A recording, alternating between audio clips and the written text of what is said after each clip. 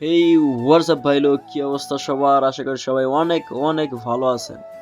আমাদের কফিল অনেক জায়গা কিনেছে, মিনিমাম 10 কিলোমিটার অ্যারাউন্ড এরকম অনেক জায়গা কিনেছে মরুভূমির মধ্যে। এজন্য আমাদের সকল স্টাফদের, অফিসে যত স্টাফ আছে সবাইকে দাওয়াত করে এনেছে এখানে।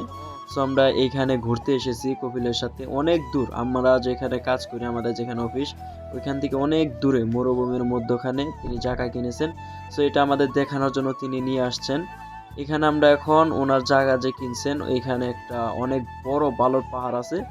উনি বললেন যে এখানে উঠলে অনেক ভিউ, সুন্দর ভিউ দেখা যায়, সব কিছু দেখা যায় মরুভূমির মধ্যে। সো আমরা সবাই এখানে মিলে উঠতেছি। এখানে ওঠার পর আমরা দেখবো যে আসলে ভিউটা কিরকম দেখা যায়। আমি উঠতে উঠতে হাঁপিয়ে গেছি। তো হাঁপাতে হাঁপাতে আমি উঠতেছি, আমি চেষ্টা করতেছি দৌড়ে দৌড়ে ওঠার জন্য।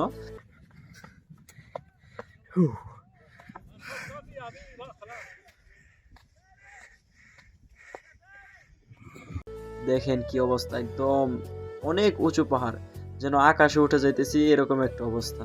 দেখেন আমি অলরেডি হাঁপিয়ে গেছি। আমি সবাইকে দেখানোর চেষ্টা করতেছি, সামনের ক্যামেরা দিয়ে ভিডিও করতেছি আর উঠতেছি। আমাকে দেখে বোঝা যেতেছে যে আমি ক্লান্ত হয়ে গেছি। অনেক উঁচু, তার মধ্যে বালুর মধ্যে পাড়া দিলে দেখা যায় যে পাওটা একদম ঢুকে যায় বালুর ভিতরে। দেখেন ওই যে একজন উঠে আসতেছে, ওইখানে পুরা পাও ঢুকে যাইতেছে। অনেক উঁচু, তার মধ্যে বালুর মধ্যে পাও গেড়ে যায়, এর জন্য উঠতে আর কি অনেক কষ্ট হইতেছে। সো এট লাস্ট আমি উপরে চলে আসছি। দেখেন কি সুন্দর ভিউ, উপর থেকে কি সুন্দর দেখা যায় মরুভূমি, অনেক সুন্দর দেখা যায় মরুভূমি। আসলেও কি বলবো। আর আজকে অনেক ঠান্ডা ছিল, অনেক বাতাস ছিল, ঠান্ডা হাওয়া ছিল।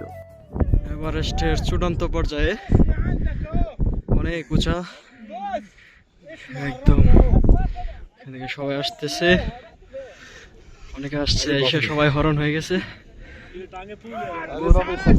খুব সুন্দর একটা জায়গা।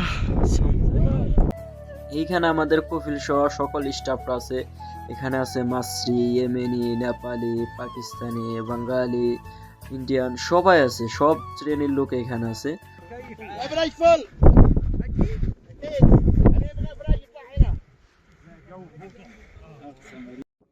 ওই যে বাহাদুর, আমাদের বাহাদুর যাইতেছে, ওই যে আরেকজন যাইতেছে, সালমান যাইতেছে। এই যে সেটা হচ্ছে আমাদের কফিল।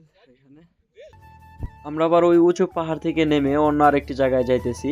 কফিল আমাদের এখন পুরো মাজরাটা ঘুরে ঘুরে দেখাবে যে তিনি কতটুকু জায়গা কিনছেন এবং জায়গা কিনে ইতিমধ্যে কি কি করছেন।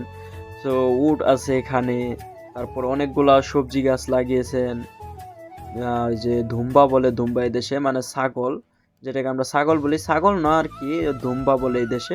তো ওই ধুম্বাগুলা এখানে এনে রেখেছেন, উটগুলো এনে রেখেছেন, অনেক অনেক জিনিস এখানে রেখেছেন উনি, আনছেন, আরও ধীরে ধীরে আনতেছেন, খেজুর গাছ লাগাইতেছেন। সো ওইগুলো আমি ভিডিও করতে পারিনি, কারণ ওইগুলা তখন কফিল আমার কাছে তার ফোন দিয়েছিল ভিডিও করার জন্য। এই জন্য কফিলের ফোন দিয়ে আমি ভিডিও করছি। সো যদি কফিলের ফোন থেকে ভিডিওগুলো আমি নিতে পারি, তাহলে অবশ্যই এই ব্লগের পার্ট 2 আমি দিব আপনাদেরকে, আপনারা সবাই দেখতে পারবেন।